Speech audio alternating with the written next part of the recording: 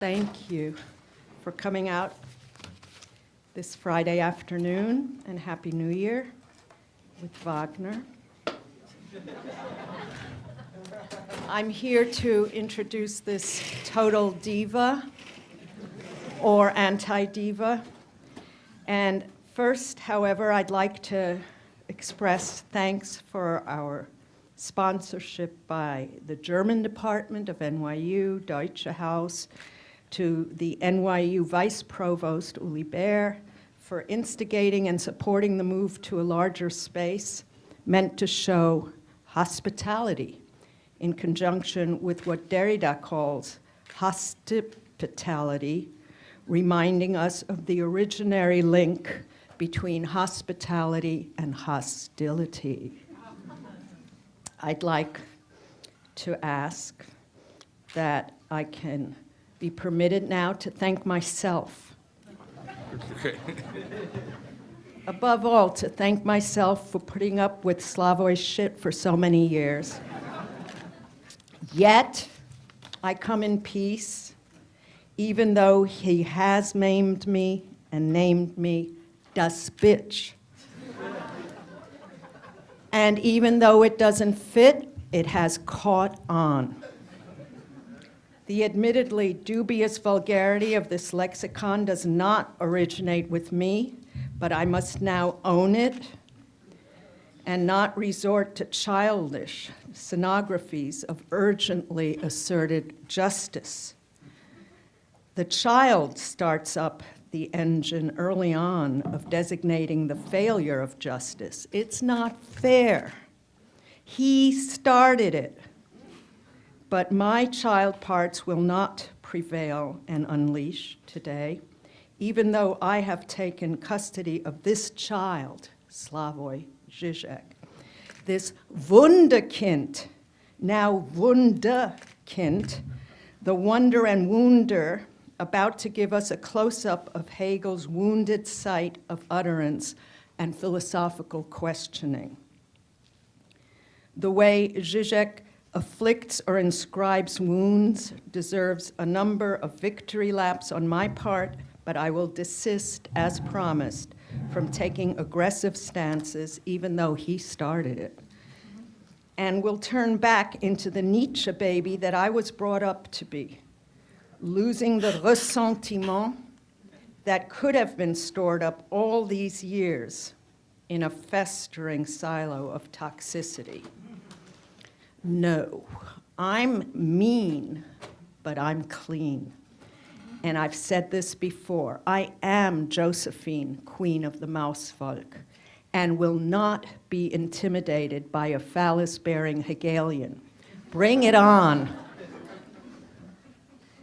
Before I disappear, I want to name two tasks that I feel I have. I want to thank my best fiend for speaking to us this evening, and to immunize the audience from any obscenity that may emerge in the course of his perfidious delivery. If these spirits have offended, think but this, and all is mended. German intellectual history has hidden a deviant track off which literature and philosophy receive unceasing life-affirming energy. Our global distinguished professor, Slavoj Žižek, who commands many continuous fields and several languages with authority and often poignant acuity, belongs to that part of the German tradition, broken, searing, disturbing, run by rogue itineraries and disaster-prone, and comes to us more originally from Greek theater, nailed by the German Romantics, and Schlegel, not Hegel, as permanent parabasis, that which disrupts, marked by deregulated outbursts, often dropping off a solar storm of insights and killer clusters of obscenity. You will need to understand Žižek according to the reading protocols of this tradition, minoritized and repressed in the context of cult vitality and stealth intelligence to grasp him as part of an essential articulation of a destiny. Thank you very much.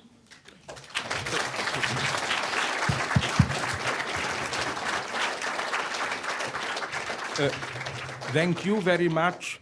First, my, of course, instant reply to Avital. I liked, and it's very appropriate for an event taking place within a German department that how was it? He started it or what, no? I'm sure if Hitler were to be arrested in 45 and accused of crimes, he would have said, no, the Jews started it. You know? Another thing, I will also give now my compliment to Avital. You know, when I first met her and noticed her behavior, which sometimes reminds me of my own behavior, I was told by some friends that, you know, this shouldn't distract you beneath all that sarcastic surface. There is a warm human person. After knowing her, I can guarantee it. There is no warm human person behind. He is what you see, you know.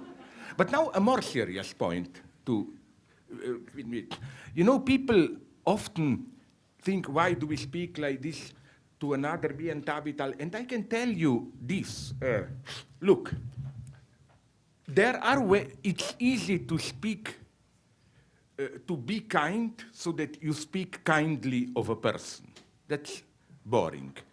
You can be brutal and speak to a person in a brutal way. It's simple. Then you have the first inversion. The British people are specialized in this, to humiliate someone, but to do it in a very kind way. This is also, you just have to have some elementary cliches, manners. But you know what we are doing? To humiliate each other in all possible ways, but so that there is love beneath it, that we like. This is quite an art, I think. You know, and she's one of the few persons with whom I can do this.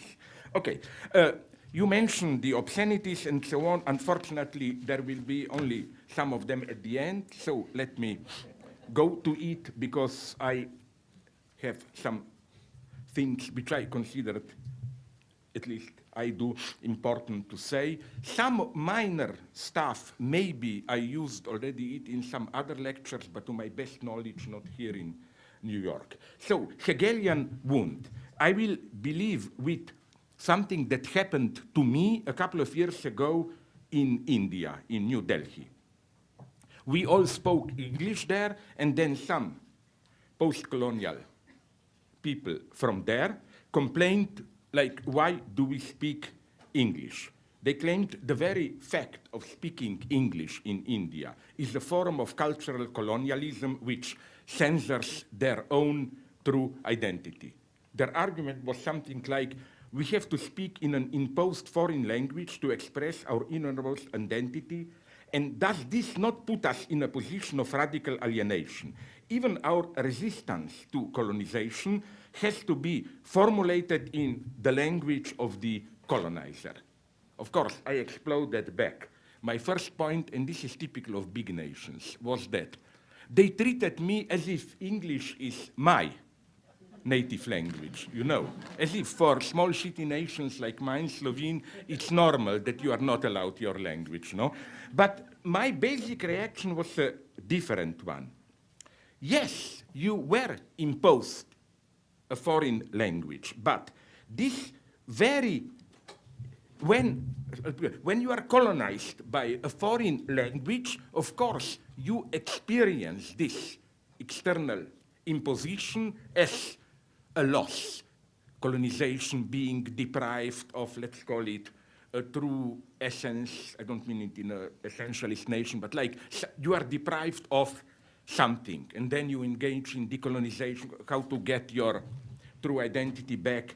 But what I'm saying is that this very imposition of a foreign language, English in this case, created that very X, unknown quantity, which was oppressed by it. That is say, when Indians feel oppressed, what is oppressed, I claim, is absolutely not the colonial India. What they fight for is, let's call it, and I totally support it, of course, an authentic dream of a new universalist democratic India, and this strictly emerged through colonization. The space for it was opened by colonization. So it is crucial to know, this is just a remark, that this role of English language was clearly perceived by many intellectuals, especially among Dalits, the untouchables, among whom I have many friends, the lowest caste. A large section of Dalits, they still welcome English because their idea is that the English language is precisely because it's a foreign language. It provides a kind of a distance for them. It means a space not to feel entrapped into all the ancient hierarchies, castes, and so on and so on. And I claim that this is a big lesson that we should learn today when we fight whatever remains of cultural and more economic colonization. Let me take a totally different example. Malcolm X. He was, I claim, following the same insight when he adopted X as his family name, Malcolm X. The point of choosing X and thereby signaling that the slave traders who brought the enslaved Africans from their homeland brutally deprived them of their ethnic roots and so on. X means we are deprived of our roots. The point with Malcolm X was not, as in that stupid TV series to make you feel good, liberal. It was very popular, Alexis Haley, or who was the author, Roots, you remember. Let's search for our roots and so on and so on. No, Malcolm X was well aware that this X signals, on the one hand, brutally being cut off, deprived from, but also the unique chance of freedom that this offers. He was fully aware of it.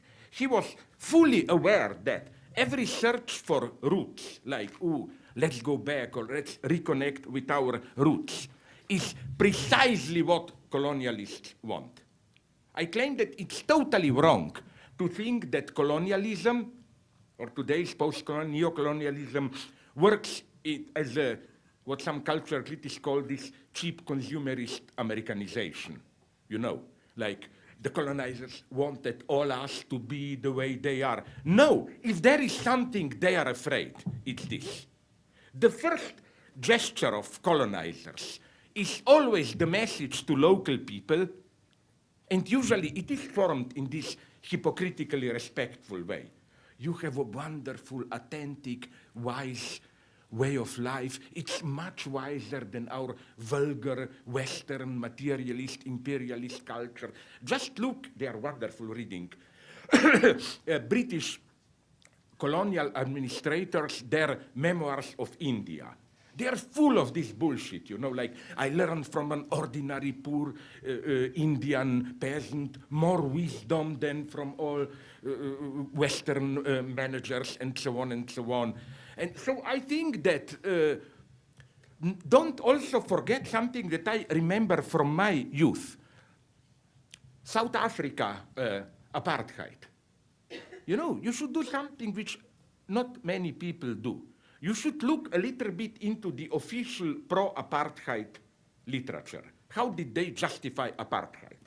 It was not blacks are inferior. No, of course it was hypocritical. But it's interesting what they said. They said something like, if we just introduce universal egalitarian democracy into South Africa, what will happen with all those Bushmen Hottentots with their unique culture?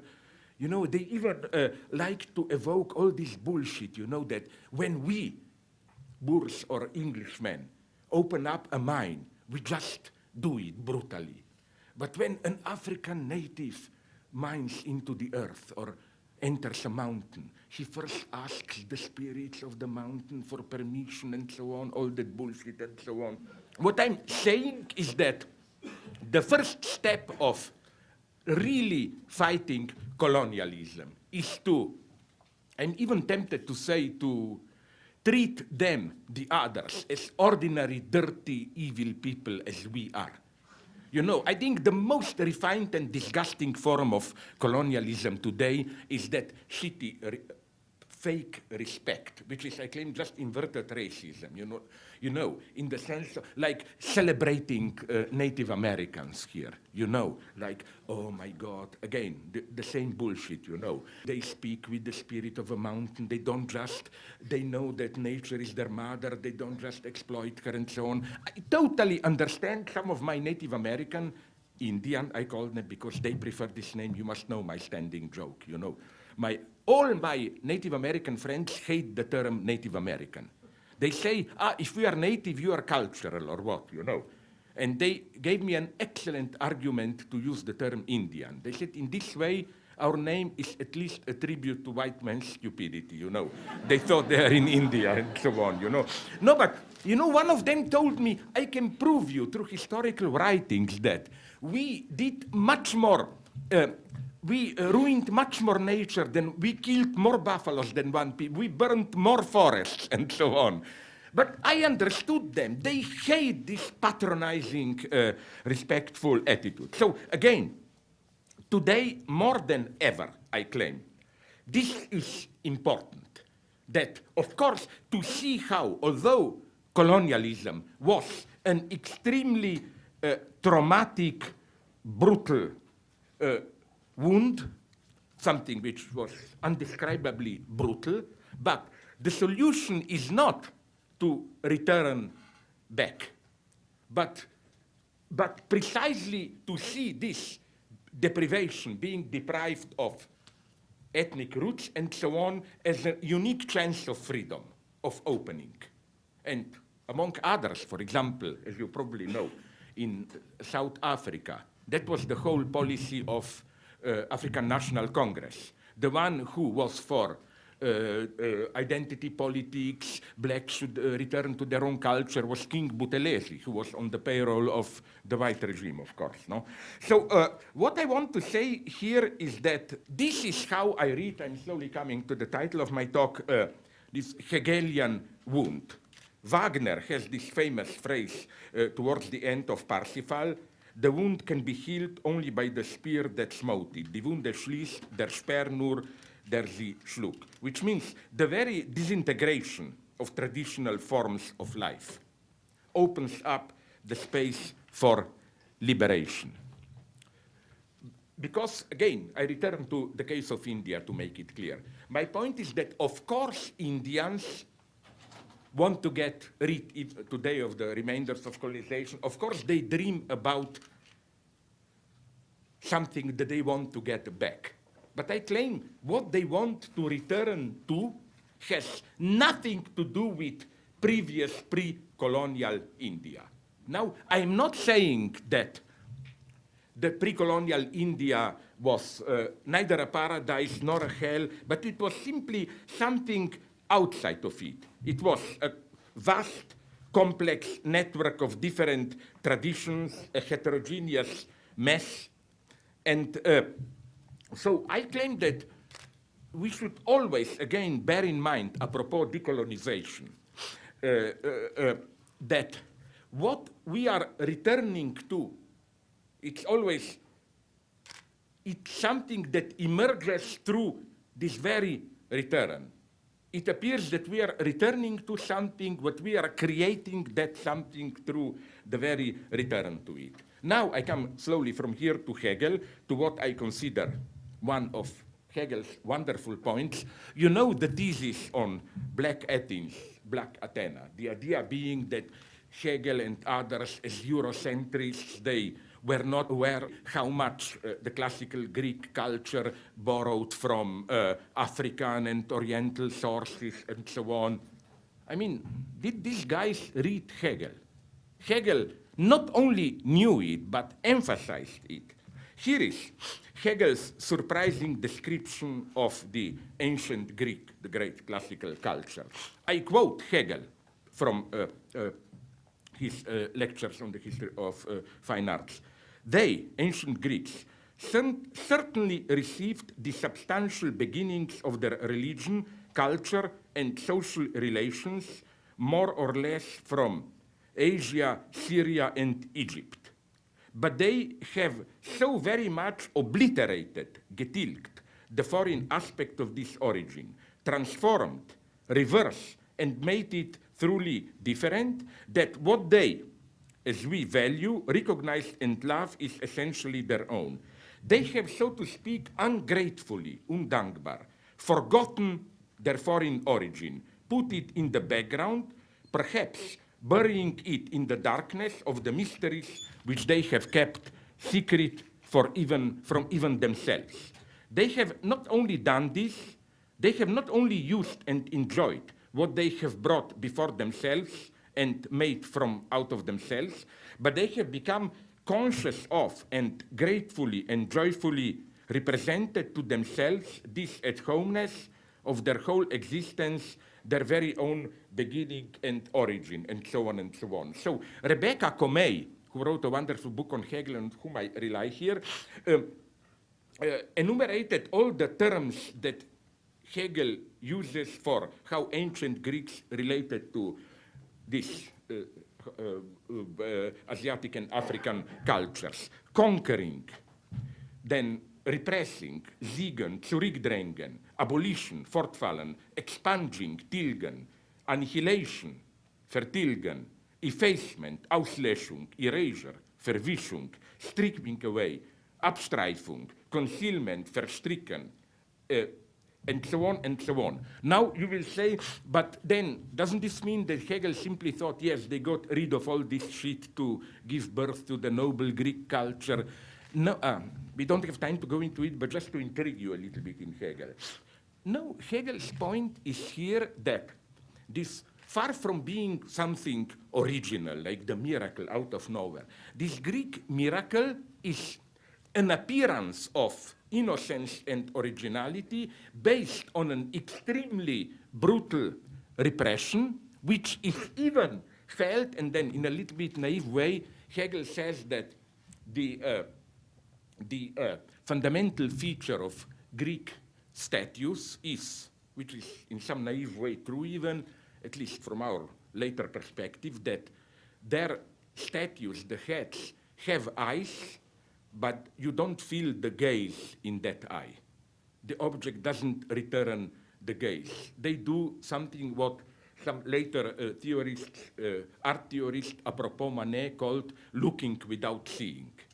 And then Hegel claims, now this is a nice point, because Hegel doesn't say, yes, because we are naive at the beginning, only afterwards all this comes, gaze. He says that this gaze is not simply absent from ancient Greek art, it's present in them as repressed, verdrängt, and he gives a wonderful example of that statue or mythical creature of Argos, you know, the disgusting divine figure with 1,000 eyes all around his body.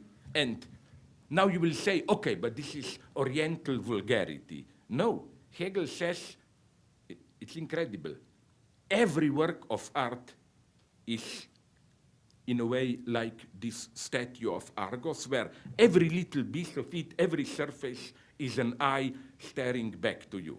And what I find so nice is that although Hegel still appears quite classicist, like art is beautiful, but he evokes as a model of art some monstrously ugly figure. So let's go on. This brings us back to Wagner's Die Wunde schließt, der Speer nur, der sie schlug. Hegel's point, if we generalize it, is that we don't have some immediate naive beginning. That's the usual story of Hegel. No? You begin with some naive, immediate beauty, whatever, and then you get alienation and so on and so on. No, the wound is at the beginning, a catastrophe. And then, when things go on, you overcome the wound. You know, Hegel's famous saying, the spirit is strong enough to heal its own wounds.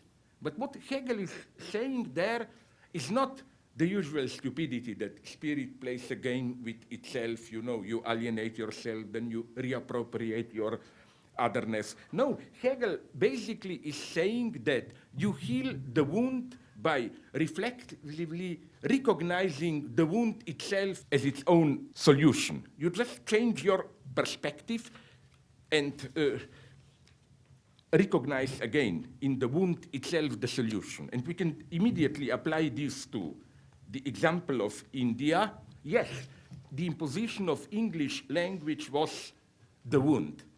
But how do you fight it? Not by trying to return to some pre-modern unity and so on, but fully endorsing, accepting to the wound in the sense of perceiving the liberating potential of the wound.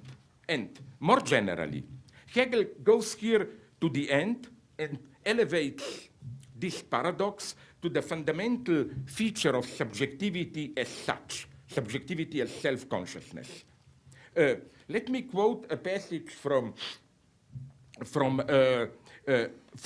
Hegel's phenomenology. It's incredible. I quote, "Abstractly, being evil means singularizing myself in a way that cuts me off from the universal, which is the rational, the laws, the determinations of spirit.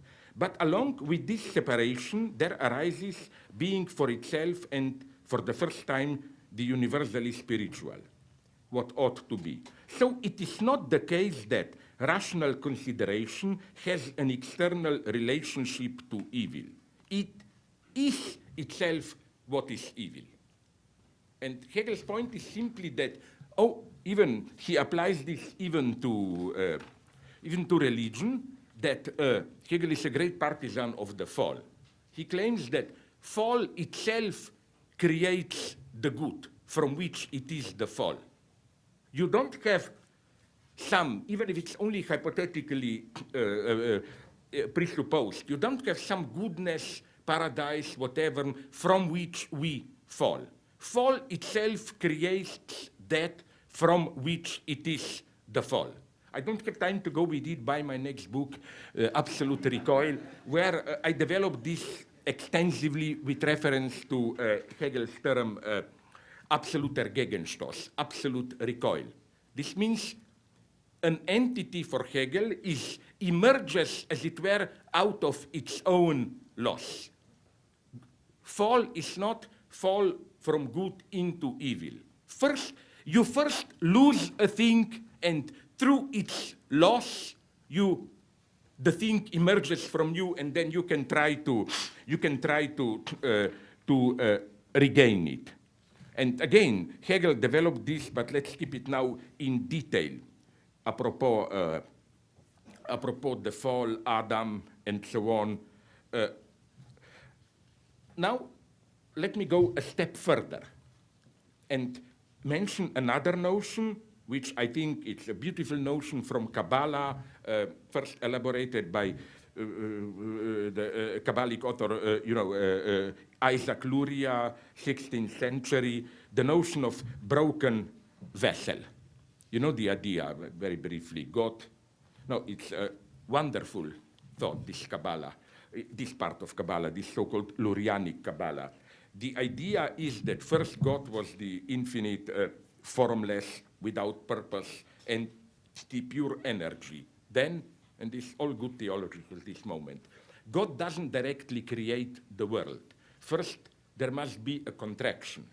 Like, God must create first nothing in order to fill this nothing with something. But then, okay, to go very quickly, the idea is that in this creation of external reality, there is the light of creation is too intense, and the vessel, as the metaphor for the created universe, the vessel is shattered, and then we humans should help God bringing it back together through our spiritual exercises and so on and so on. Now, the consequences of such an approach for literature were spelled out by Walter Benjamin in his early essay, The Task of the Translator. There, Benjamin uses this Lurianic notion of the broken vessel to discern the inner working of a process of translation. Quote from Walter Benjamin. Just as fragments of a vessel, in order to be articulated together, must follow one another in the smallest detail, but need not resemble one another, so instead of making itself similar to the meaning of the original, the translation must rather, lovingly and in detail, in its own language, form itself according to the way of signifying of the original. To make both, it means the original and the translation, recognizable as the broken parts of a greater language, just as fragments are broken parts of a vessel. Are you aware what Benjamin is saying here? To put it in a simplified way, he transposes translation from metaphor into metonymy. Usually we conceive translation as a metaphoric substitute of the original. We have the original, which is the real thing, and then the translation should recapture as much as possibly the spirit of the original. But for Benjamin, and that's the meaning of the idea of broken vessel here, original and translation are both fragments. They are put at the same level. So in a good translation, the point is not to be as similar as possible to recapture the spirit of the original, but precisely, again, to treat the original as a fragment and then to fill in precisely, if you want, what is already missing in the original, so that translation, original and its other translations together form some kind of totality. In other words, the gap that, in the traditional view, separates the original from its always imperfect translation is transposed back into the original itself. The original itself is already the fragment of a broken vessel, so that the goal of the translation is not to achieve fidelity to the original, but to supplement the original, to treat the original as a broken fragment and to produce another fragment which, again, will not imitate the original, but will fit it as a fragment of a broken whole may fit another. What this means is a very nice paradox, is that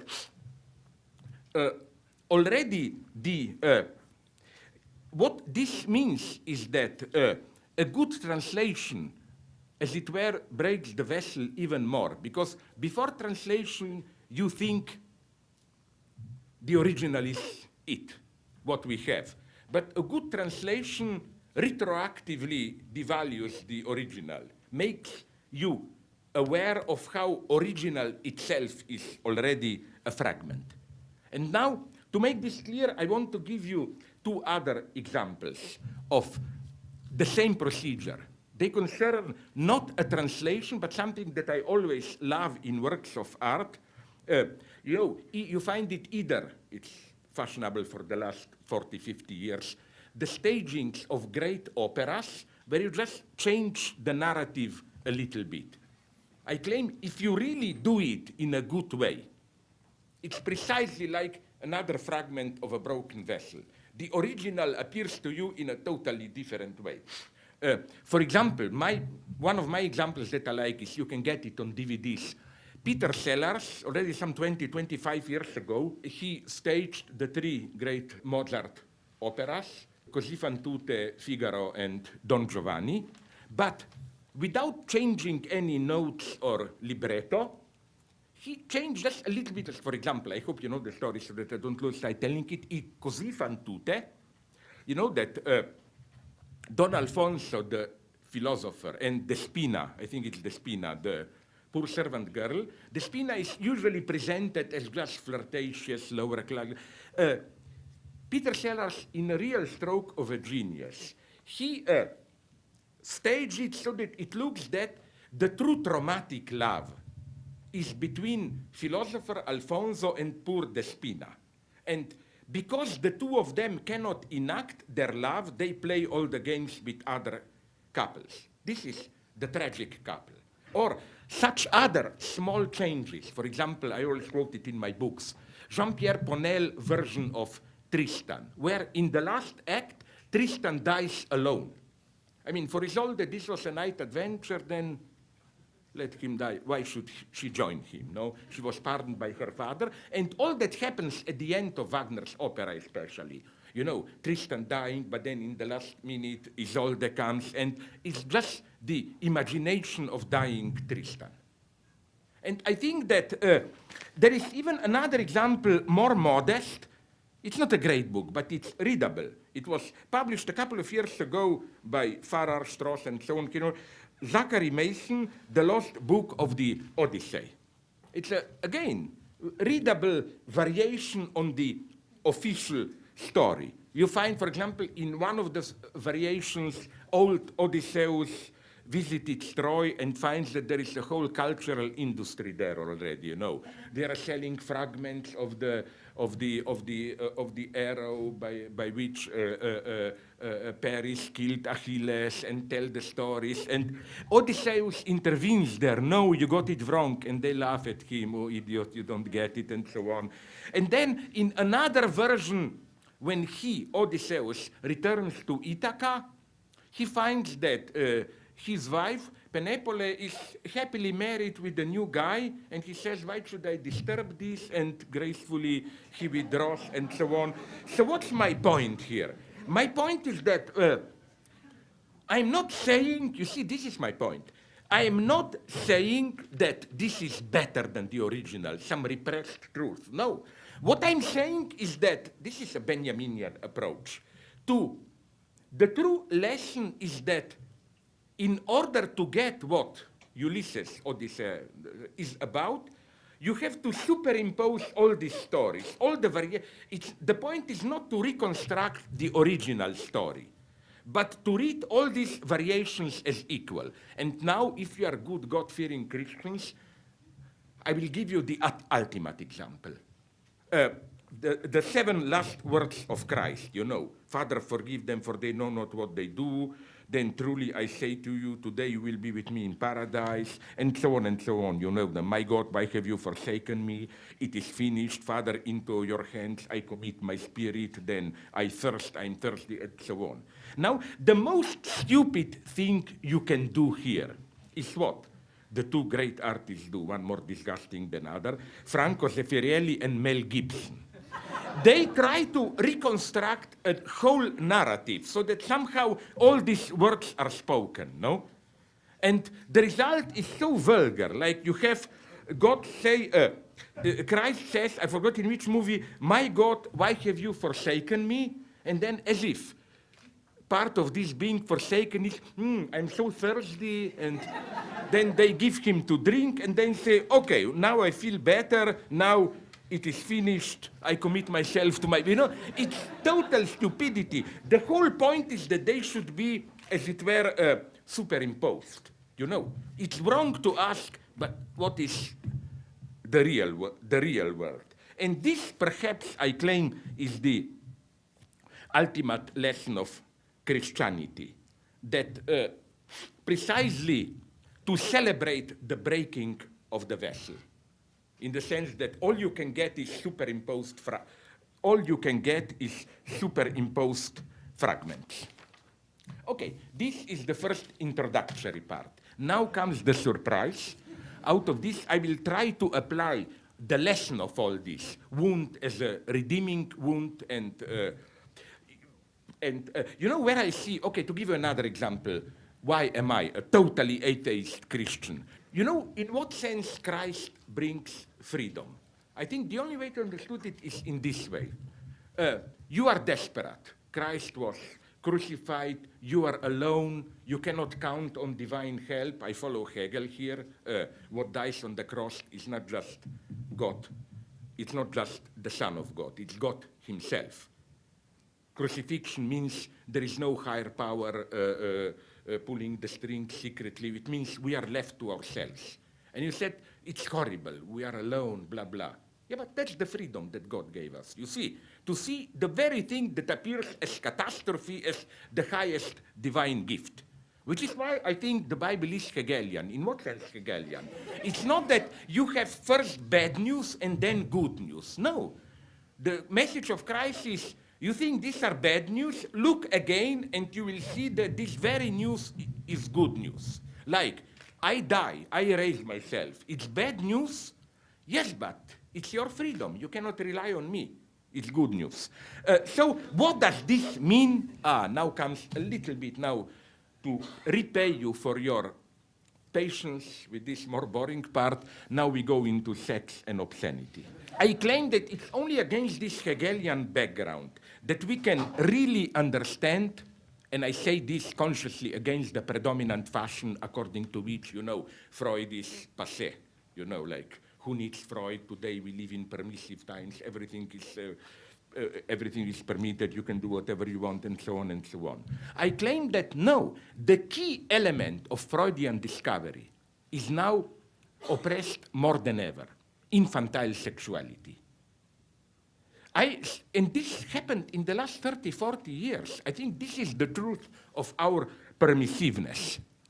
How, yes, you can do whatever you want with cats, with dogs, with, I don't know, sex, I mean, but children are out. This figure of an innocent child who shouldn't be corrupted with sexuality returned in a forceful way. I even think that even movies like Home Alone are part of this reactionary mythology, because the small kid there is all-powerful because he is pre-sexual, this pure monster, and so on. So, incidentally, when I went to cinema years ago to see Home Alone 1 and 2, I was always on the side of the two bad guys. I would like so much for them to just squash that creep. But what I wanted to say is that it's truly how today, again, the sole remaining prohibition has to do with children. Child sexuality this is why child molestation is today almost the highest crime. It's very easy. I think the best way to do a diagnosis of an epoch is to see what are the ultimate forms of evil in that epoch. No? One is, again, child molestation. Now, of course, when it really happens as rape, Catholic priests, and so on, I am against it. I just want to draw attention to the fact that how this changed. I remember when I was young, 60s, early 70s, hippie movement. At that point, it was the opposite. I remember in communes all around Europe, the whole point was to not only to reassert child sexuality, but even argue that it's part of good education, that parents should play sexual games with their own children. I remember, maybe you remember it if you are old enough, Daniel Cohn-Bendit, the great figure of May 68, who is now a member of European Parliament and so on even. In an interview from that time, he said that as a young student, he worked in a kindergarten where, to relax the attitude, he softly marched to the way that small girls there, preschool, and they masturbated him, and that it worked nicely, and so on. Imagine some guy from kindergarten were to say this today. Now, let's go a step further. Why is infantile sexuality prohibited? Why are children, as it were, presumed innocent? What is so difficult for us to grasp, to accept in infantile sexuality? I think it's two features, which are, of course, two sides, two aspects of the same coin. Incidentally, I rely here partially to my Slovene friend, the greatest Lacanian I claim, Alenka Zupancic, who is now writing a book on Freudian sexuality and philosophy. First, are we aware what the strange thing infantile sexuality is? It's a weird entity which is neither biologically grounded, it's unnatural. Sorry, by unnatural, I mean normal straight sexuality is allegedly biologically grounded, no? We copulate children and so on. But child sexuality, it's one big epistemological mess. It comes from this uncertainty, where do children come from? It's basically an epistemological category, so it's neither biologically grounded, Biologically grounded is, if we can say this at all, it's so-called straight, normal sexuality, nor is it part of our symbolic cultural norms. So it's neither natural nor cultural. And now comes the really strange thing about it. The Lacanian pupil, half Lacanian, he turned later against him, but he's quite good theorist, Jean Laplanche, put this nicely when he says, I quote from Laplanche's essays on otherness, when it comes to sexuality, man is subject to the greatest of paradoxes. What is acquired through the drives precedes what is innate and instinctual, in such a way that, at the time it emerges, instinctual sexuality, which is adaptive, so-called normal sexuality with the function of procreation, finds the seat already taken by infantile drives. Now, why? And the reason for this is the link between sexuality and cognition. Infantile sexuality is always linked with this desire to know, cognitive probing. Where do children come from? What's the mystery of sexuality? And so on and so on. Again, this is the first paradox of infantile sexuality. Why at all there? Again, it has no we find something which is, from the standpoint of adaptive behavior, reproduction, and so on, totally unnecessary. It's, again, totally useless, unnecessary, a kind of excess from the standpoint of adaptive behavior, plus it's not part of our cultural identity. On the contrary, it's prohibited. Now, next thing which is missed even by people who usually support or elaborate infantile sexuality, is that it is not enough to assert infantile sexuality as the plural multiplicity of polymorphous perverse drives, which are then totalized by the Oedipal genital norm. Infantile sexuality is not a truth or base or some kind of original productive site, base of sexuality, which is then oppressed, totalized, regulated by the genital norm. You know, this is vaguely the Deleuzian and of some others' view that infantile sexuality is this pre-Oedipal paradise, multiplicity of drives, inconsistent, polymorphous, domain of freedom, and then bad Oedipus comes, totalizes it, subordinates it to genital heterosexual norm, and so on and so on. I think we should reject this view. Sexuality, that's at least the Lacanian view to which I subscribe, sexuality is defined by the fact that there is no sexual relationship. And polymorphous perverse play of partial drives only takes place against the background of this impossibility or antagonism. Sexual act, copulation, has thus two sides. On the one hand, there is the orgasmic culminating moment of sexuality. On the other side, there is a deadlock of impossibility. It is in performing the act of copulation that the subject experiences this impossibility, which is why we need fantasies which are usually fantasies linked to polymorphous pregenital perverse drives to do it at all, to be able, as it were, to be able to perform. What does this mean? Again, what is fantasy? The original site of fantasy for Freud already is that of a small child overhearing or witnessing parental coitus and unable to make sense of it. What does all this mean? What are my parents doing? And so on. So you fantasize. Now, you know all, for example, you know, all that what Freud called infantile sexual theories, how children are made, and so on and so on.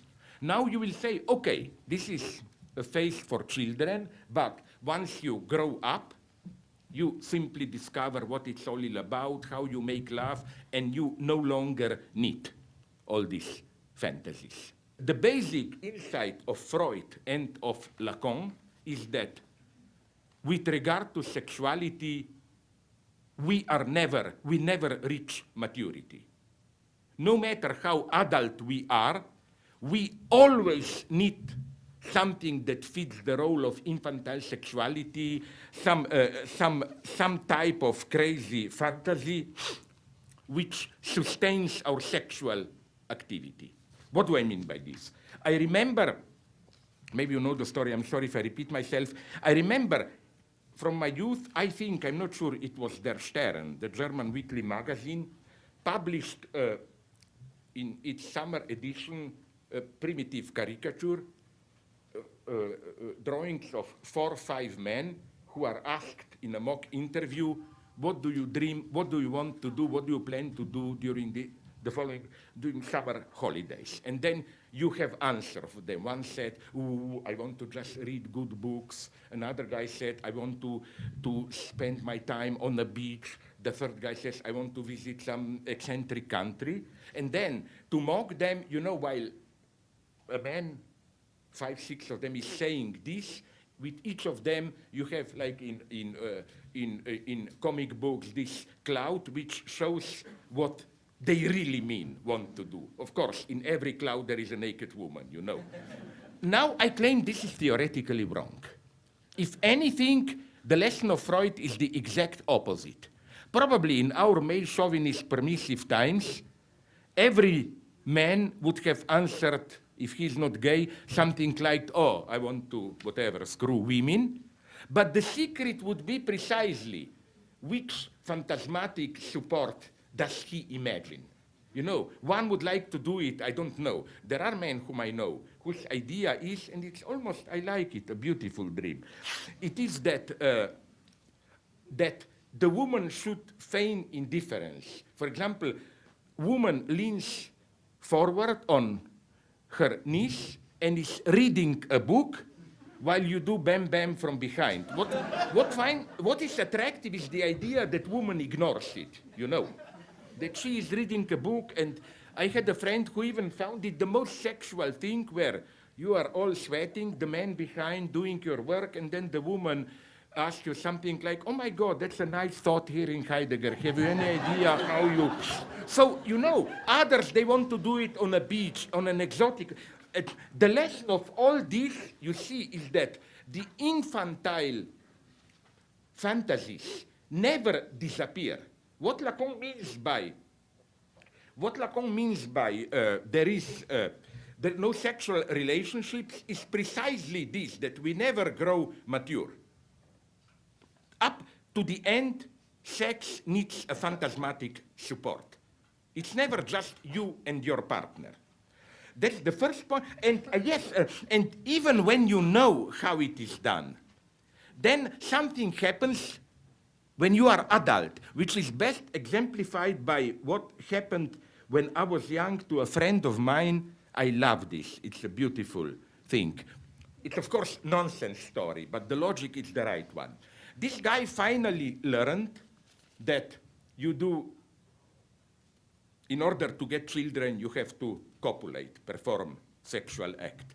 But at the same time, he was a little bit spiritual Christian. He couldn't accept it, that something so vulgar, sweating bodies, they're doing those stupid repetitive movements. How can out of that something so noble as a child emerge? He said, nonetheless, so it must be true that something like, a stork brings the child, no? And then he invented a wonderful myth bringing the two together. Yes, you have to make love to produce a child, but you have to do it beautifully, gently, because while you make love, the stork is observing you. And if you impress her by doing it nicely, the stork brings you the child, I mean, this is how our sexuality effectively functions. So what this means, now I come to my Lacanian point, is that we should reject the predominant view according to which hegemonic ideology in all its aspects, social, legal, economic, ethical, religious, privileges natural sexuality, the standard reproductive copulation, and tries to repress or suppress the polymorphous perverse sexuality of partial drives, which is considered asocial, dangerous, and it's tolerated only as a subordinate preparatory moment of the normal sexual act, like fondling, kissing as a foreplay, and so on. The best argument against this predominant view is the history of the greatest advocate of this view of Christianity. Here is an important passage, but always ignored, from Jacques Lacan from his Encore, Seminar 20 on Feminine Sexuality. I quote it. Christ, even when resurrected from the dead, is valued for his body, and his body is the means by which communion in his presence is incorporated. The means of communion is incorporation with which Christ's wife, the church, contents itself very well, having nothing to expect from copulation. In everything that followed from the effects of Christianity, particularly in art, everything is exhibition of the body evoking jouissance. And you can lend credence to the testimony of someone who has just come back from an orgy of churches in Italy, but without copulation. End of quote. So Lacan is very clear here. One should reject the endlessly repeated critical thesis that the Catholic sexual morality imposes normative heterosexuality on the subversive and destabilizing polymorphous sexuality of humans. In contrast to the idea that partial drives are masturbatory, asocial, and so on, while genital sexuality grounds social link, we should insist that there is nothing necessarily asocial in partial drives. They function as the glue of society. They are the very staff of communion, in contrast to the heterosexual couple, which is, as Freud emphasizes, effectively asocial, isolating itself, the couple, from its community, and is therefore heterosexual couple distrusted by church and by army. Let's recall that Freud's two models of crowd, of social link as an amorphous crowd, church, army, both precisely exclude heterosexual link. It's just gang rapes and so on. Let me quote Freud here. Directly sexual tendencies are unfavorable to the formation of groups. The love relation between men and women remains outside this social organization. Even where groups are formed which are composed of both men and women, the distinction between sexes plays no part. Or, to quote Alenka Zupancic's commentary of this, natural copulation is utterly banned from the Christian religious imaginary. For example, but which are full of this pregenital sexuality. For example, images of canonized saints eating the excrements of another person, and so on and so on. So the idea is this one, that if you look at the imaginary field of already medieval Christian mythology, what saints are doing and so on, it's a brutal intrusion precisely of pre-genital partial drives. The prohibited thing is precisely copulation. Why does the church admit or celebrate precisely this allegedly perverse partial drive and prohibits elevating it even in the ultimate sin if it's not done within marriage? Why does it repress copulation? Here we should make just the last step. I claim that here we have another problem even with Hegel, namely why is Christianity, Lacan made this point nicely, why is sexuality so traumatic for Christianity? Lacan spells out the secret. It's not that because we have a big struggle between spirituality of belief and brutal bodily satisfaction, lust. No, Christianity is prohibited precisely because it's on its own too spiritual, too metaphysical even. Because what does sexuality mean? Passionate love, Tristan, and so on. It's precisely the elementary form of metaphysics, of moving beyond natural needs of copulation, and so on and so on. This is why Freud focuses on sexuality. Not because it's the most natural thing about us, but because there, as it were, metaphysics begin. In what sense? Just imagine, it's a very stupid example. Imagine that you live like a human animal, you have a nice time and so on, and then you got obsessed by sexual passion. It's exactly the same as a metaphysical passion. All your daily rhythms, biorhythms are perturbed. You are obsessed by a properly metaphysical idea, an idea which totally disturbs your normal biorhythm and so on and so on.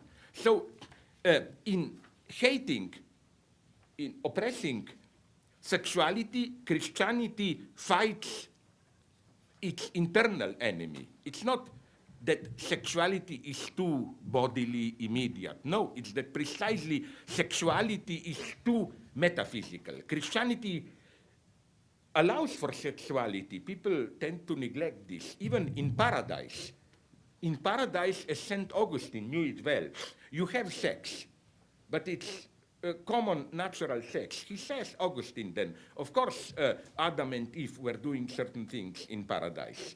But he claims it didn't have this excessive, passionate element. He says erection was not this excessive, uncontrollable thing. He says that for Adam to get an erection was just the same act at your disposal as raising your hand.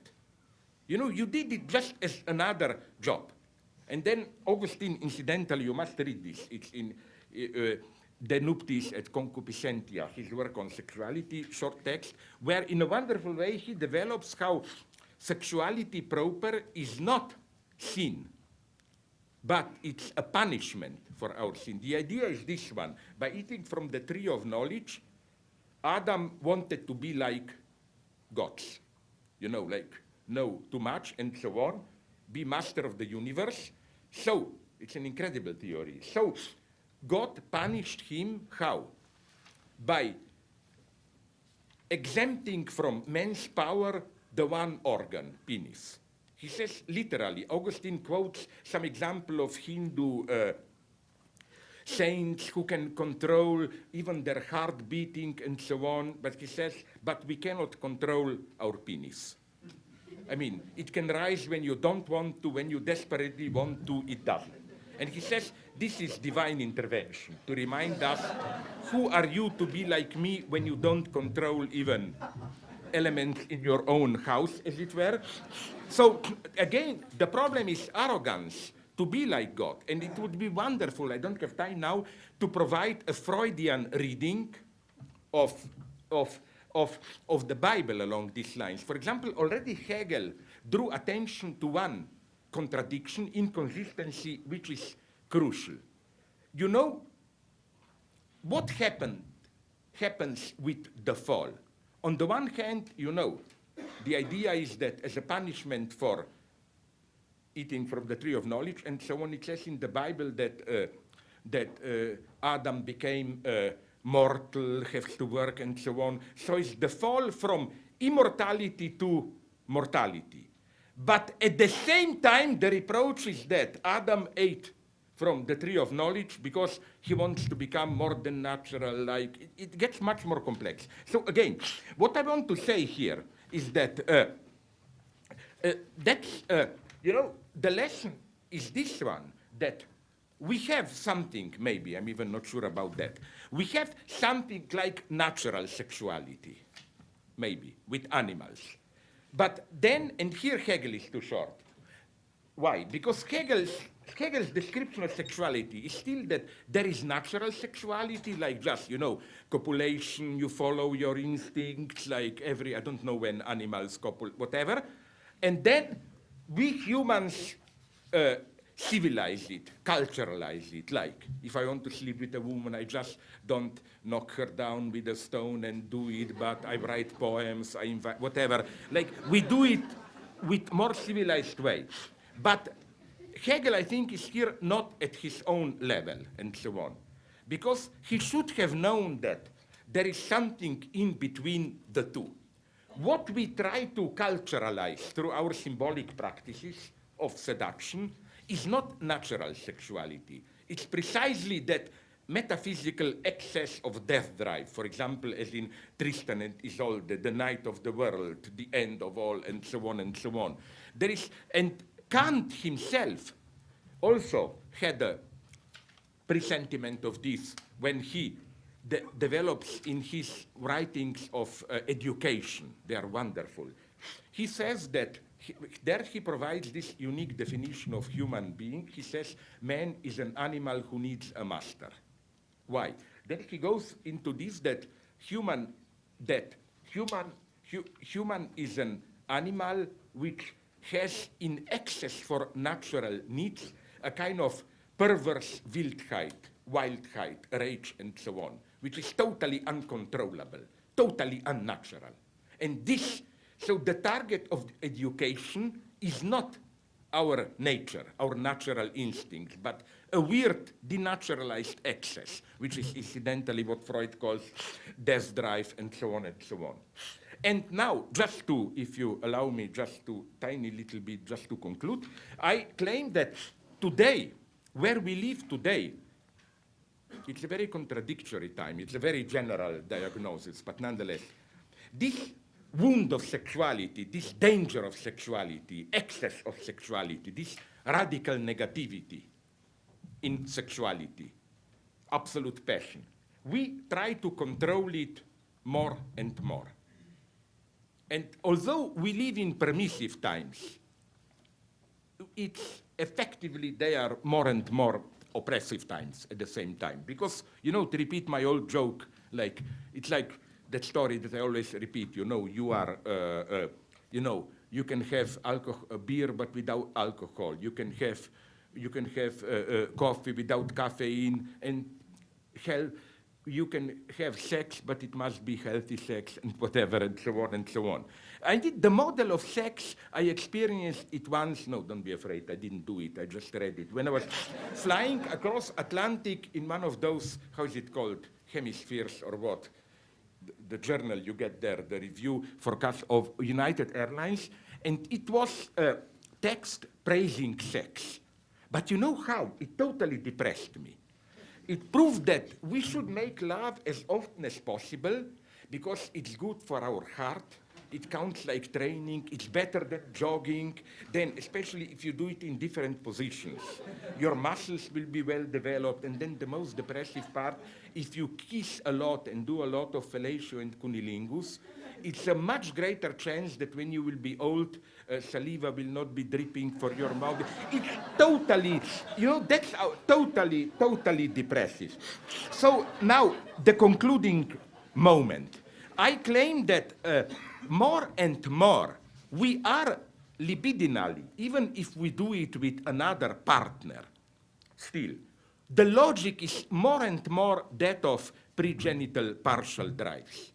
Which is why, just a couple of points which we already maybe know them, I develop them all the time. Two features. First, did you notice how more and more, what is our everyday ideology?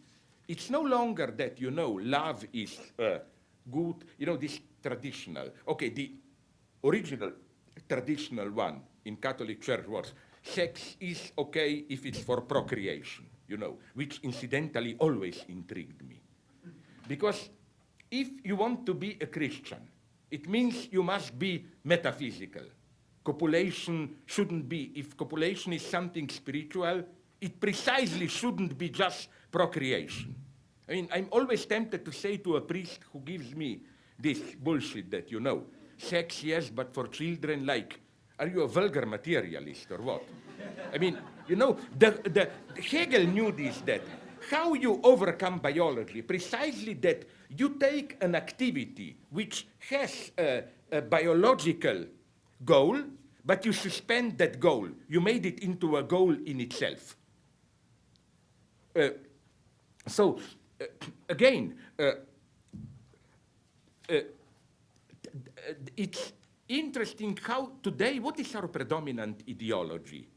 It's no longer mega passionate affair. No, we are more and more, it's something like what I call ironically enlightened Western Buddhist hedonism, Do it, but first be creative, change partners, experiment, reinvent yourself.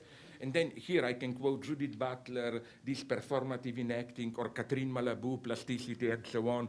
The point being, as fake Buddhists would have said, don't get too attached to worldly object, don't fall into it too much. So no wonder that, maybe you know this story, but I like it, it's typical. Did you notice how even in Hollywood strange things are happening lately? Sex is disappearing, a proof. Did you see the one before the last James Bond, Quantum of Solace? Did you notice a strange thing? Although the Bond girl, sorry for this sexist remark, Olga Kurylenko is beautiful, first James Bond film without the sex act. At the end, the standard feature of previous James Bond movies is, at the end, finally they do it, but then it's a nice Lacanian big other touch. Then usually they discover that they are observed by some satellite and M or Q, all those. But here it's no, and even worse, because Quantum of Solace is a good movie politically. Did you notice? It's basically James Bond saves Morales' regime in Bolivia explicit from some international bad corporation which masks as green organization or whatever. But what I want to say is that, let's go to the lowest of the lowest, Dan Brown. No sex no sex, of course, you cannot screw Christ granddaughter. No sex in Da Vinci Code. Even worse, the last Dan Brown movie, Angels and Demons. In the novel, there is sex between Robert Langdon and that Italian Vittoria Vetra scientist girl. In the movie, sex is out. Can you imagine Hollywood, which usually was adding sex to make it more commercial? It's now. So again, what we get here, if you ask me, is this obsession with what? I'm sorry if I repeat myself, but here, but Alain Badiou gave me a nice idea when he drew attention to the fact that in French and in English, the word we use when we fall in love is precisely fall. We fall in love. But you noticed once, then I also noticed in some US publicities for this dating marriage agencies, a couple of them use this wordplay. We will enable you to be in love without the fall. The idea is, in today's dynamic time where you have to work all the time, who has the time to fall? Fall is too risky. You open yourself, it's dangerous. So no wonder that today I claim we are returning to that medieval strategy of, instead of relatives, it is agencies, dating agencies, and so on, who tell you who will be your partner and so on. On the other hand, what we get is more and more important role of these sex gadgets and so on. And I'm not saying now that real sex is disappearing. I'm saying something much more refined, I hope so. That even when we really do it with a real person, we treat the real person as an object to masturbate, if I may put it this way. What do I mean by this? We usually define masturbation as you do it with an imagined partner, no? Like, you really do it to yourself, you just imagine. But I claim more and more real sex is turning into masturbation with a real partner. You know what? And here, the problem is precisely that self, not homoerotic, but how we call it, autoerotic structure is more and more asserting itself, even when you do it with a real partner. Real partner functions as a masturbatory toy and so on and so on. And this is, from the beginning in modern philosophy. You remember Immanuel Kant, in his Metaphysics of Morse, provided a definition of marriage, which is the best that I know, which shocked Hegel and all of them. If you don't believe me, check it up. Metaphysics of Morse. Not Grundlegung, not the foundation, but the system where he says marriage is a contract between two adult people of the mutual use of their sex organs for pleasure. No bullshit about spiritual union. And Kant means it seriously. And this is the Kant that I love. Look one page later when, quite seriously, he debates what the consequences of this definition of marriage, and he asks the question, if I am married to a lady and I run away, does the lady have the right to call a policeman to bring me back? Kant says yes, but because I ran away with something that is part her property, my penis, because I signed the contract with her, you know. So what I'm saying is this structure, masturbatory structure, is already there in Kant. So then, can we still save authentic love, romance, and so on? I think we can. How? The Guardian magazine, but I wasn't allowed to develop that to the end, so even if you know this story, you don't know all of it. Asked me a year ago, they asked a couple of relatively well-known people, can romance still be saved today? And I proposed what would have been the ideal sex today. You know that you don't have only dildos, plastic penises. Now you also have, and I love the name, plastic vaginas. I saw one, it's called Stamina Training Unit. It's like a light, and then it's so practical. It looks like, how do you call it, flashlight, so that it looks innocent, but then you take off the top, and then you have 6, 7 plastic models. Vagina opening, mouth opening, anal opening, and you can get them in different forms and so on. Then you can regulate through battery how quickly it shakes, whatever, and so on. Okay, it's a masturbatory device. But my idea of ideal, maybe it's my age, not being so young, sex today would be this one. I make a date with a lady.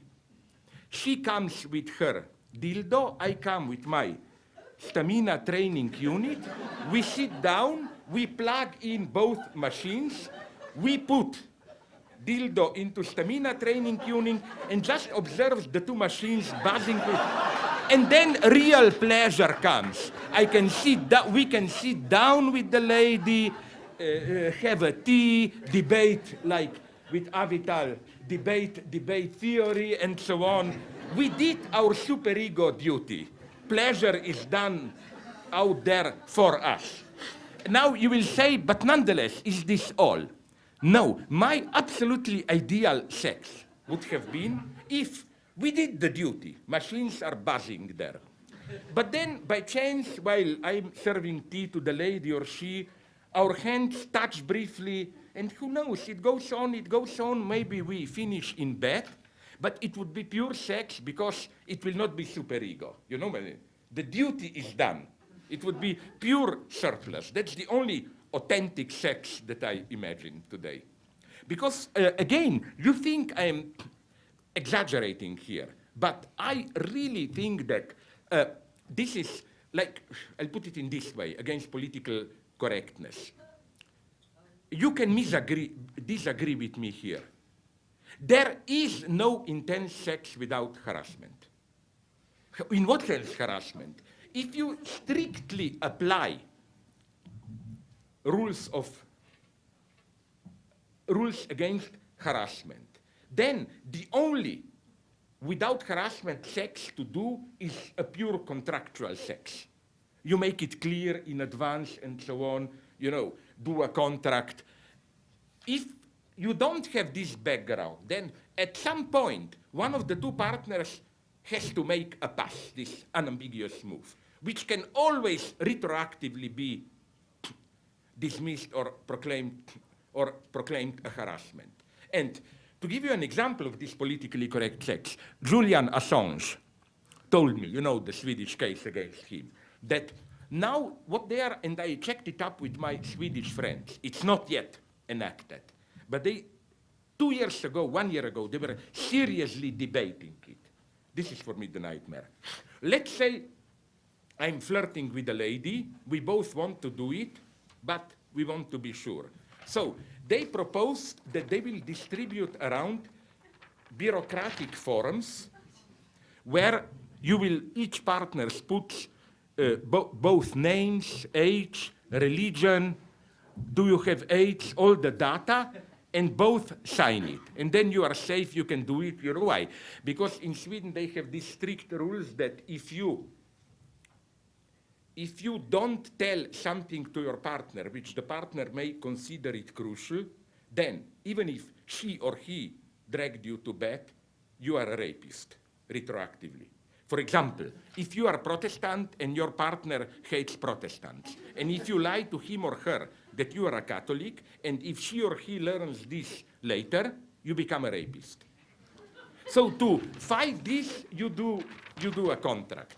But perversion is never asleep, because I, in my dirty mind, immediately imagine a much more intense sex where you forget about those stupid sweating and just play the game. Do you have another forum? Let's fill in another forum or whatever, you know. So again, what I want to say is that this is why more generally, let's not misunderstand me, when we are dealing with real rape and so on, I mean, I don't have a problem with death penalty even. It's not that I'm in any way soft about it. All I'm saying is that harassment is an ambiguous category. On the one hand, yes, there are cases of harassment and they should be brutally punished, no problem. On the other hand, is it that the image of man, of a, human person, beneath this obsession with harassment is a weird, narcissistic, self-defensive image where another human being is perceived as an object of potential threat, and then, you know, like, I look at you, I was already accused of all of this. I look you into the eye, a woman, oh, visual rape. I talk dirty, verbal rape, and so on and so on. What I'm saying is that in this sense, harassment, let's not be, or if tolerance is treated as harassment, it can mean its exact opposite. Fear of harassment means I don't tolerate your over-presence. Remain at a proper distance. Which is why many liberal friends that I have, left liberal, are implicitly racist. You know why? Because they like Mexicans, blacks, and so on and so on. But when you really meet them, they are for them usually too intrusive, you know, like blacks are nice, but why that loud music or whatever, you know. Chinese are nice, but why does their food have to smell in such way? You know, there is always something that this excess of pleasures which make the other the subject of desire. That's the problem for me. And again, here I follow my colleague, with whom I have now a great polemic, but nonetheless, Robert Pippin, the Hegelian, who developed very nicely that Hegel can be used in a wonderful way as a theorist of modern abstract art. And I claim in the same way, if you just correct Hegel in the spirit of Hegel, Hegel can be used as a theorist of sexuality today and so on and so on. Namely, not the Hegel of final reconciliation, but the Hegel of negativity which cannot ever be controlled. You find this as I developed in my big fat book, Less Than Nothing, and that's the Hegelian wound, again, to conclude. You have in Hegel this idea, it's incredible, read it, the beginning of his philosophy of spirit, part 3 of his encyclopedia, the beginning, anthropology, Hegel's theory of madness. It's better than Foucault, my God. Hegel develops how our entire symbolic universe, culture, emerges as a defense against a threat of madness. You cannot pass from animal to human without the moment of madness, which is precisely what Freud would have called death drive and so on. Again, you will say this is an exception. No, again, don't forget that Hegel's final vision, it's incredible how people miss the point when they said Hegel had his theory of state, a corporate state with, and so on. Wait a minute. What does Hegel say in his most famous statement in Philosophy of Right? You know that the owl of Minerva takes off in the evening, which means that you can grasp, conceptualize a certain form of life only when it's already disappearing, when its time is over in reality. Do you think Hegel was so stupid that he wasn't aware that this holds precisely also for his own vision of corporate state? I mean, Hegel was absolutely not, here Fukuyama and those guys who read Hegel as proposing a model there are wrong. Hegel definitely was not proposing a model there. He was describing a life form which is already passé. And again, the same here, and let's not forget that at the very end of Hegel's philosophy of history, you don't get this prosaic bourgeois state, constitutional monarchy where, no, you get war. Abstract negativity of war returned. This Hegel of death drive, this Hegel should be reasserted, I claim, more than ever today. I'm sorry if I was too long, but fuck it, what can you do? You had to suffer it. No, thank you very much.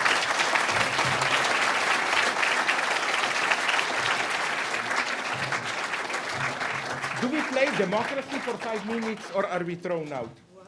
Do we play democracy for 5 minutes? That's up to you. Do you want to hear anything? I don't want to, but I have to pretend that I want to, so let's do it briefly, okay? Okay, very briefly, thank you for your edifying lecture. You can ask me such nice questions, you know, like, why are you so bright and at the same time such a nice person? Or these questions I like, you know. No, sorry, be evil, please. No, thank you very much for sharing. I don't share. Would anyone like to make a non-psychotic intervention happen here? You're brave to have raised your hand without Sorry, who? concern. Yeah. If you start from what we know and imagine and see in the experience of a child, what their bodily bonding is, and we read adult sexuality in terms of what that leads us to think about it. I see. Okay, a nice question, but what I would have said is that first, we always have in all great theories, Hegel, Freud, even Lacan up to his neck, we have inconsistencies in the sense that they say one thing, but they actually, if you follow their thought, it's more in it. And I think this is with all great thinkers. When you discover something great, you are never fully aware what you do. In this sense, it may look like what you said.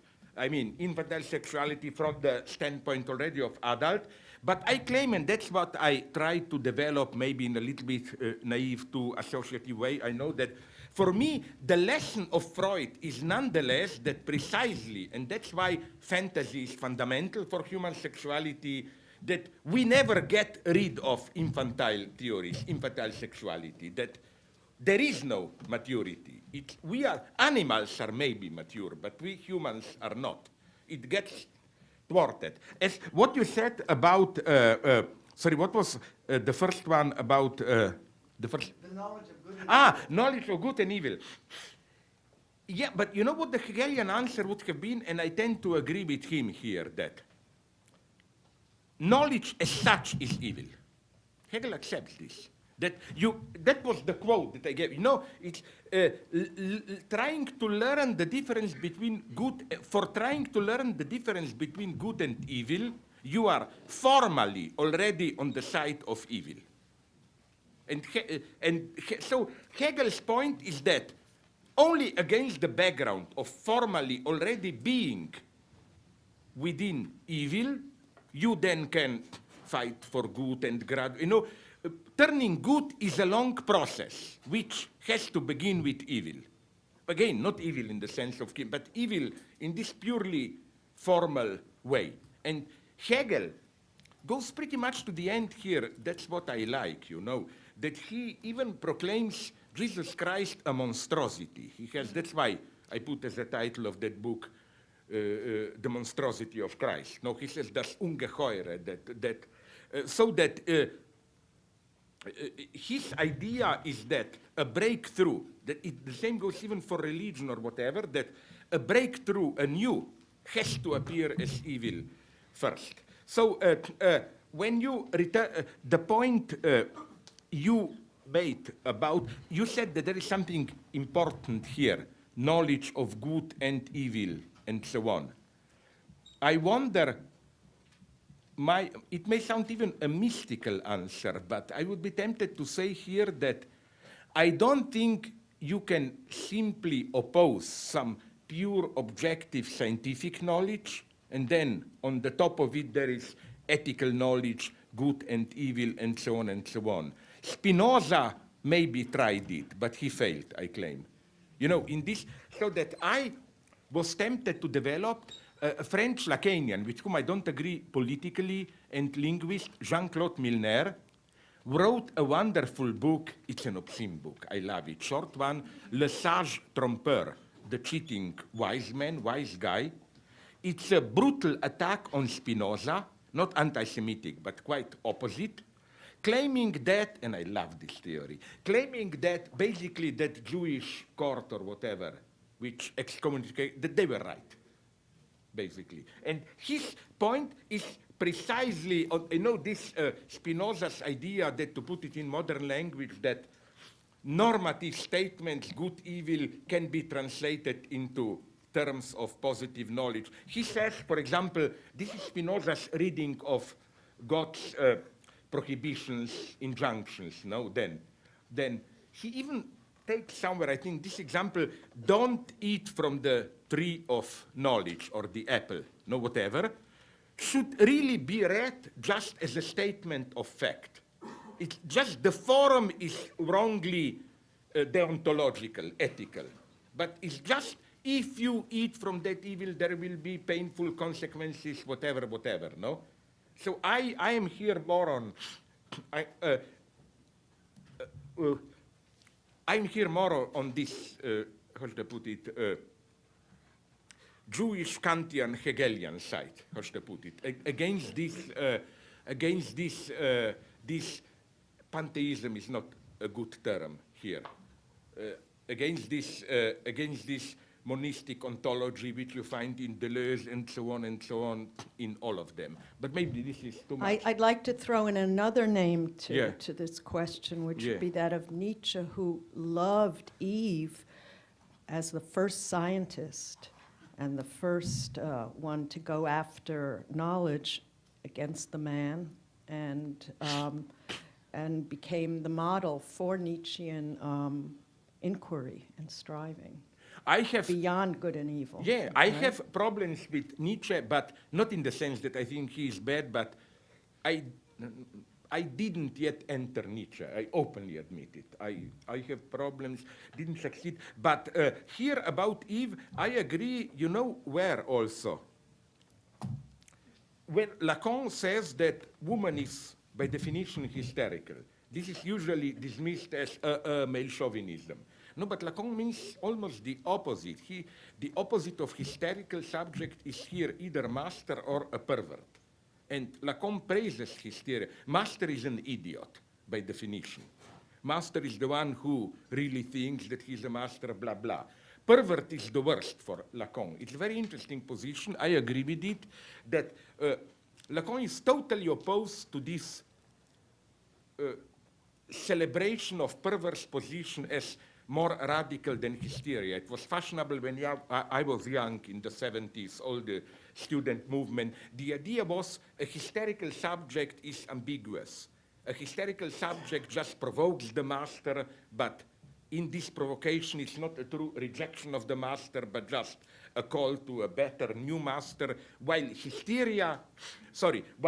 a pervert goes to the end, really does it. I claim, on the contrary, that Lacan was right when he emphasized that pervert position always fits a power structure. Actually, the true subversive position is that of hysterical subject, which is why for Lacan, he even says that science, once it is established as part of institution, is university discourse, but that science in its moment of invention has hysterical structure and so on and so on. I totally agree with you. I even think that, but this is another long story, that against the usual slander of Descartes, you know, that cogito is really male chauvinist and so on, I think it can be shown in a precise analysis, which I cannot do now, of course, that cogito is effectively feminine. Which is why, do you know this? These are wonderful news. I have a footnote where I point to this, that the first modern feminism was by a pupil of Descartes. And even women, not just Queen Christina, not just Greta Garbo, I mean, or whatever, but many women enthusiastically accepted Descartes, and the motive of why was precisely cogito has no sex. They experienced this as a liberation from that pre-modern, you know, yin-yang, feminine, masculine principle, and so on and so on. So yes, but I have other points about But Nietzsche. I wanted to say Descartes also decided to write in French, and when Kant decided to write in German, all these Frauengesellschaften or women's societies started reading Kant instead of the Bible. This was a big scandal. But Really? Descartes' decision to write in French meant opening up philosophy to women readers. Also, once I had a nice conversation, friendly, this time with Judith Butler, and she agreed. I told her, look, for me, the wall that she is trying to say this, you know, contingent, performative enactment of our particular identity, the birth of authentic, not this politically correct shit, multiculturalism is, you know, where at the beginning of Meditations, I don't know where, Descartes says, as a young boy, I found foreign cultures strange, weird. But then I asked myself, what if, from the foreigner's standpoint, ours is all? You know, this, it's not enough to tolerate others. You have to experience the contingency of your own position. This was Descartes. So I never got this fury against Descartes. How everyone almost, you know, Descartes as the absolutely shared enemy of almost everyone today. You know, like Heidegger, Descartes, birth of modern subjectivism, name them. Habermas, Heidegger too, mono, non-dialogical, we need community or whatever, and so on and so on. No, I think that I agree here. On many points, I don't agree with him. But here I agree with Alain Badiou that the three absolute philosophers in the history of philosophy are Plato, Descartes, and Hegel. Why? Because they defined an entire epoch in a negative way. Apropos Descartes, Foucault said in a wonderful way, already early Foucault, that the entire philosophy, history of philosophy, can be defined as a history of attempts to refute Plato, no? And the same goes for the entire modern philosophy, different ways to screw Plato, and 19th, 20th century, how to be anti-Hegelian, you know? And these are, I think, still the three great guys. Maybe another one, or, no, but what I also like about Nietzsche is he has this wonderful idea of unilateral gift, how to break out of what he says about disarmament, for example. And you know that Nietzsche, whom all people usually take as, oh, the philosopher of domination, master, no? He has some wonderful passages on how vulgar the idea of a mastery, how broken, what a miserable entity you have to be if you have the need to dominate others, and so on and so on, you know. Absolutely. No, You seem penetrated by Nietzsche to me. You mean this in a Deleuzian way? You know what I mean. You know, Deleuze said that philosophy is anal penetration and so on. I do mean it that way. Okay, one And more. One more, yes. Please. Isn't this Hegelian ontology of internal difference also open for other appropriations, in the sense that how can there be any defense against the Hegelian who locates difference internally but locates the real of capital differently? Like, for example, in contingency hegemony universality, Laclau says that you're incorrect to say that the real of capital is in the slums and the favelas. Right? He says that they're actually just a hotbed for radical, like gangs and some other like activity. He says, do your homework. So how can you prove Laclau wrong? Right? Any recourse that you have would be towards, wouldn't it be reinscription into a big other or reliance upon a certain rationalization? So how can this type of, if politics is to act without the big other, how can we solve disputes of which acts are without the big other? How can we solve disputes of the real? I see. Yeah, Okay. do you see, yeah. Let me first answer to that slums and so on. I think I was just shocked when Ernesto, when Laclau wrote that. I definitely don't mean to elevate slums into a privileged new revolutionary subject and so on. I'm just saying that it's, to use Badiou's terms, one of the potential eventual sites. I'm well aware I was there on the reality of slums, mostly either religious fundamentalists or mafia, gang-dominated, whatever. But first, you know what a massive phenomenon slums are? I mean, like 1/5 of the people on our earth already are living on slums. And I think that to exclude them, but I think that the least you can say is that Ernesto's dismissing of slums, for example, in Brazil, they were furious when he said that, you know, that one of the most sublime resistance movements, Canudos in Brazil, Bahia, northern Brazil, the end of 19th century, a miracle happened. A guy called Conselheiro Antonio or whatever, a religious fanatic, admitted leader, gathered people, followers, who constituted Canudos inside from Salvador, a city which I think had a couple of tens of thousands people, and it went on. All people from all around Brazil, bandits, women, single women, they all came there, and it worked for 10, 20 years. And they bothered no one. And out of pure irrational violence, Brazilian government sent the army and killed them all. And then Ernesto dismisses this as, oh, they were religious fanatics and so on, like our scam. No, even today they are mythical figure in. So first, I think Ernesto is too much excluding them. You know, in his last years, Ernesto was, for my taste, a little bit too much obsessed by becoming the Argentinian state philosopher, you know. But isn't your very dismissal of him? No, it's not dismissal. I still appreciate him. What are you using to argue that like he's wrong, that the slums actually have some potential? Potential. Fine, Potential. But yeah, potential. But Maybe- even to assert that, don't you have to? What are you relying upon to assert that? Some type of empirical theory, right? Some empiricism. You're giving an empirical example. Yeah. Right, which is, Yeah. wouldn't that be to reinscribe into the big other in that sense, and thus to? Oh my God! Now we would have to go into. If you raise the standard so high that every listing of empirical arguments is reinscription into the great other. But isn't that yours?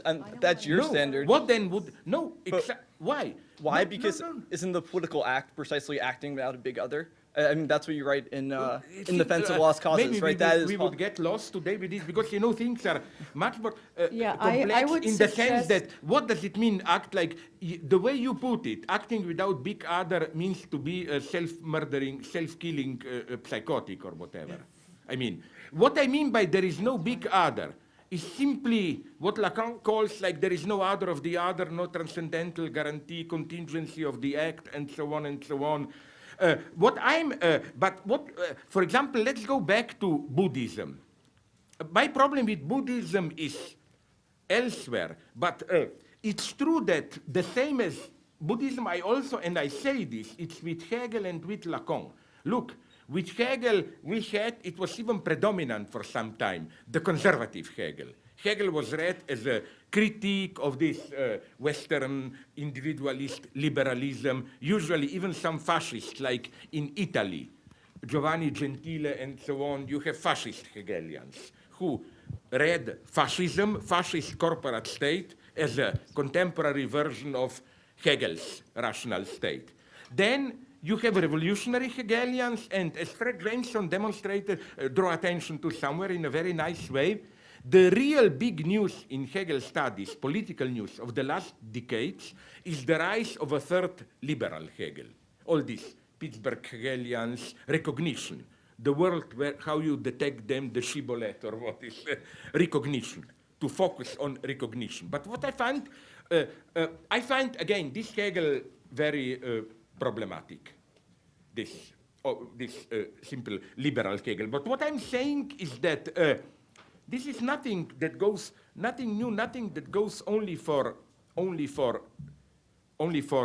Buddhism or whatever, this ambiguity. But your basic point, like that in order to argue or whatever, you need the big other. What do you mean here exactly by big other? Big other is not just symbolic order as such. Big other is symbolic order, let's say, with a pretense to consistency, grounding, and so on. The point here, there is no difference here at this level between me and Ernesto. By his version, Ernesto's, Laclau's, sorry, of there is no big other is simply society doesn't exist. That is to say, society is an open field of hegemonic struggle, and so on and so on. My problem with Ernesto is elsewhere. It's not as he accuses me that I still believe in some working class fundamentalism and so on. It's maybe capitalism.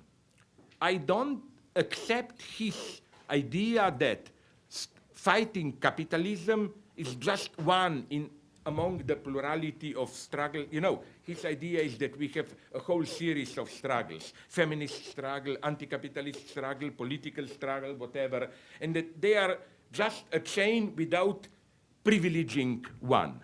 No, I claim that the structuring principle of today's society, and I'm not demonizing capitalism, it's the most dynamic, productive invention in the history of humanity.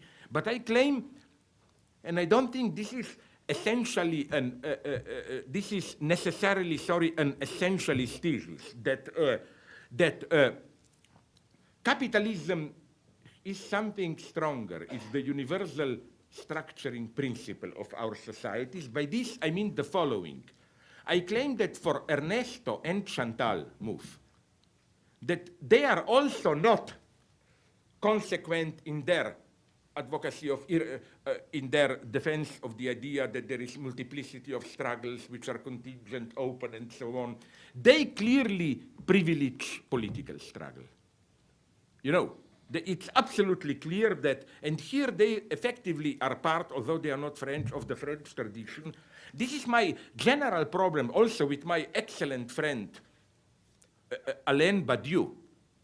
He proclaims to be, and he is in a sense, communist, blah, blah, but did you notice how in all his political texts, apart from generalities about exploitation, capital, he really doesn't need Marxist critique of political economy.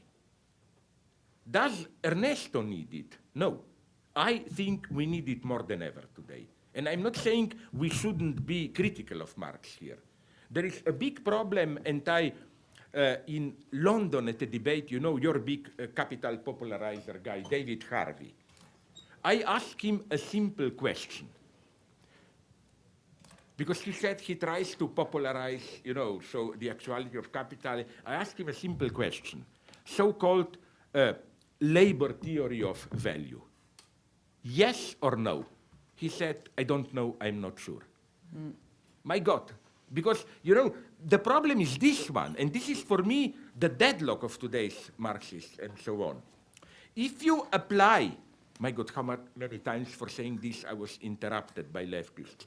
If you apply labor theory of value literally in a too direct way, you must say today that United States are exploiting Venezuela. Because it's clear that most of the wealth of Venezuela comes from oil, and the irony is that when Marx tries to demonstrate that the exclusive, I agree here with Marx, but it should be put in a different way, more refined, the only source of value is labor, that natural products don't have, in this sense, value. You know what's Marx's example of Marx? Oil, precisely oil. So what I'm claiming is that if you drop value, so-called labor theory of value, how then do you justify the use of the term exploitation? Because, you know, Marx is very precise here. For Marx, exploitation is not just this empirical fact, I exploit you. It has the precise structure, surplus value, and so on and so on. So it was a very comical scene in London that he said, no, I don't know what, and so on, and then I went into my religious mood. I started in a friendly way to shout at him. I said that Jesus was created to redeem us, you know. The city of San Francisco was created, here things got more nasty, so that Hitchcock was able to shoot Vertigo in it, no? And you were created by God to explain what is a labor theory of value, no? Like, how can you justify your... No, you know what I think? This is absolutely... So I agree here with Frank Jameson, although I have great problems with his knowledge of economy, that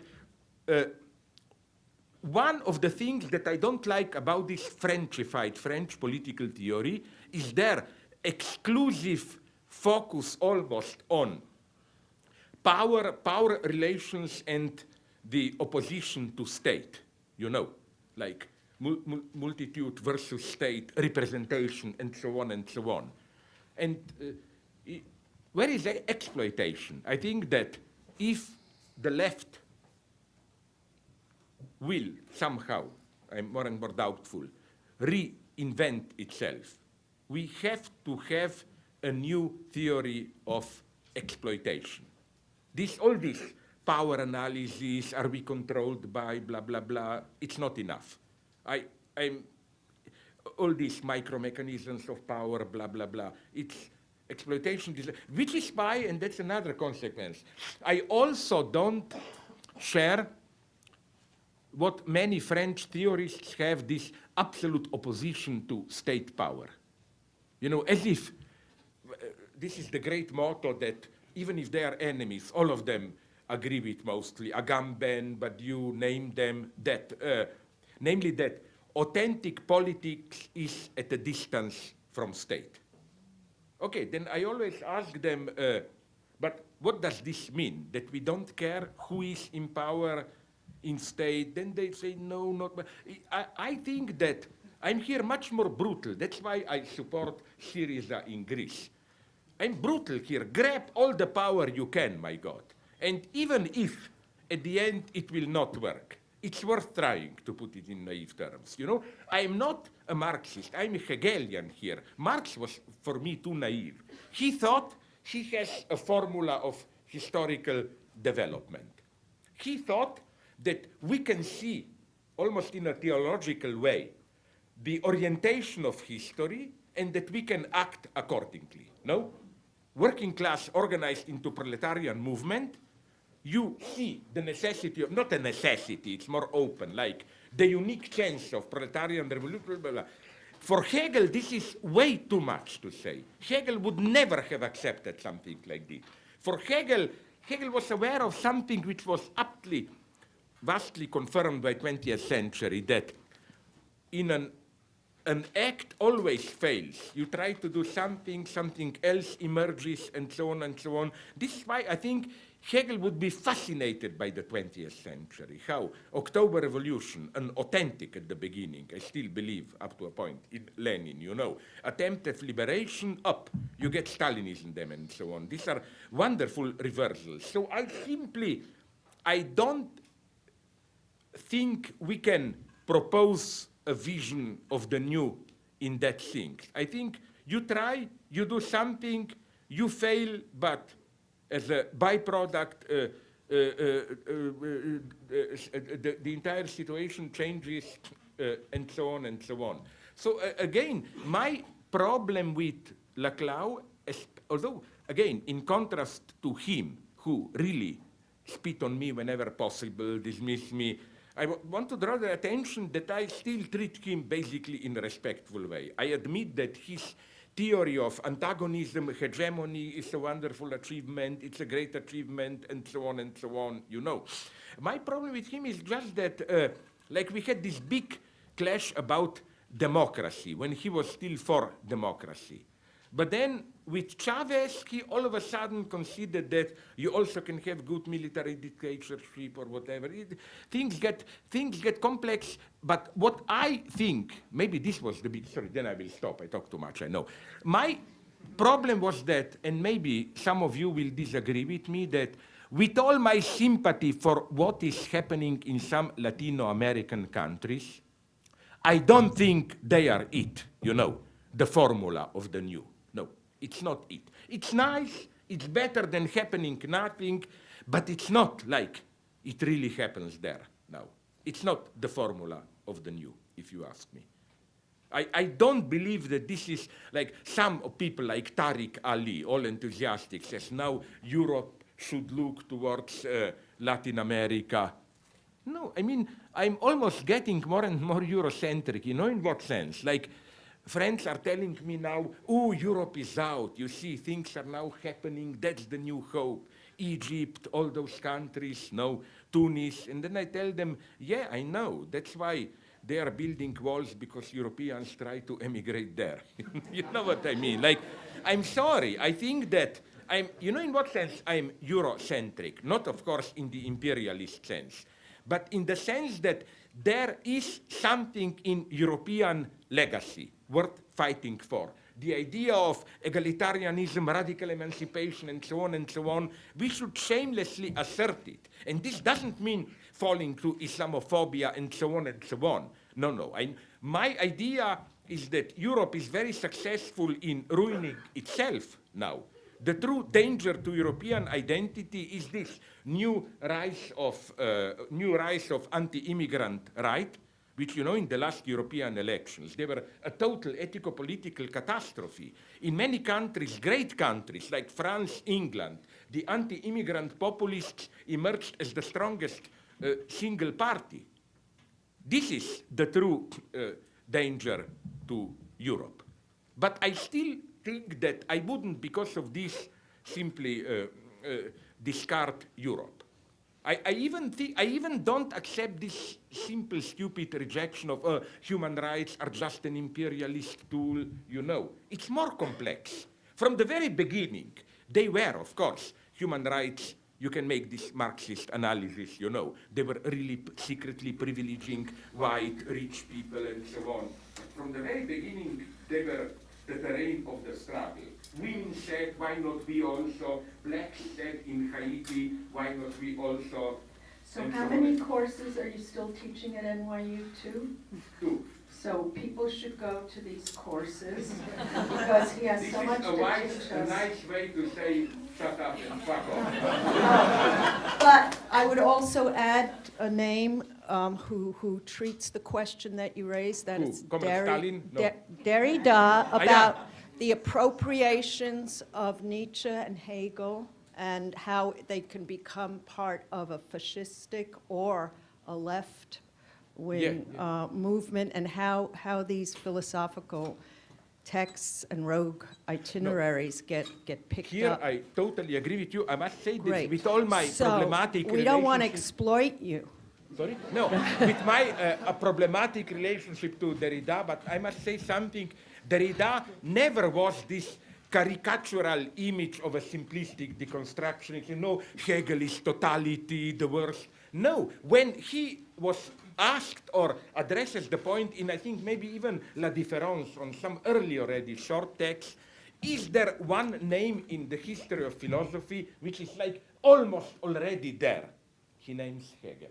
Right? He was well aware that, you know, this stupid idea that Hegel is the embodiment of all the, you know, totality, everything rationally explained, and then you come with this bullshit. But there is something that resists Aufhebung and so on. No, Derrida even says, I think in Glass or where, yeah, that there in is Glass. an almost invisible, almost no Sorry. difference between Aufhebung and his deconstruction. Exactly. Difference. He's a big Hegelian. Yeah, this Like is why you. I like the debate between him and Catherine Malabou before she unfortunately joined our enemies, no? Yeah. She's But you. now, I heard together, she joined the new materialists, no? Yeah. Well, we can get her back, I think. Yeah, If we but keep she these needs kinds a- of filibuster. Not here. You know how you get her back? Not directly Gulag, re-education camp, getting up at 5 in the morning, long in the evening, writing her I think she confession. misses us. Sorry? She misses us. She defected, but she wants to come back. I can feel it. We will read you, because it's not a problem, because in re-education camp, she will have friends like you there to be. That's a bitch. Okay, everyone, thank you so much.